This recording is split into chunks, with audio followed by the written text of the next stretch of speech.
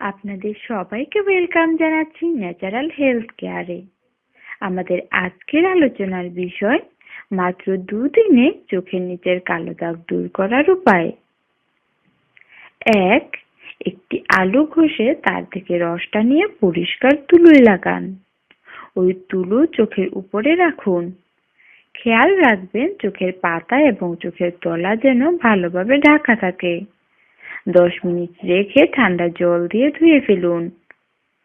2. দিনে 2 বার করে টমেটো আর লেবুর রস একসঙ্গে মিশিয়ে ডার্ক সার্কেলের উপরে লাগান। খুব তাড়াতাড়ি ফল পাবেন। 3.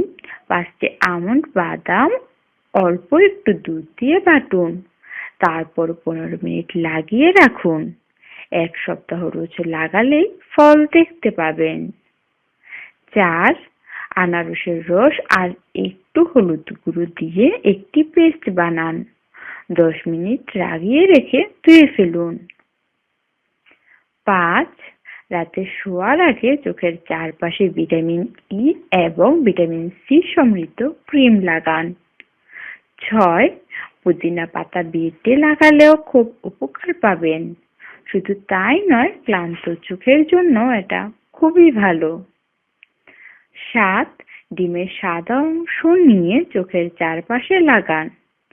15 মিনিট লাগিয়ে রাখুন। এতে চোখের চারপাশের চামড়া টান হবে এবং ডার্ক সার্কেলও কমবে। 8.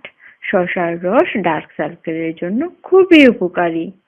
শসার রস আর লেবুর রস একসঙ্গে মিশিয়ে লাগালে তাড়াতাড়ি কাজ হবে। 9. দিনে 2 বার করে গোলাপ জল লাগালে খুব উপকার পাবেন। 20 মিনিট রাখুন, তারপর ঠান্ডা জল দিয়ে ধুয়ে ফেলুন। 10.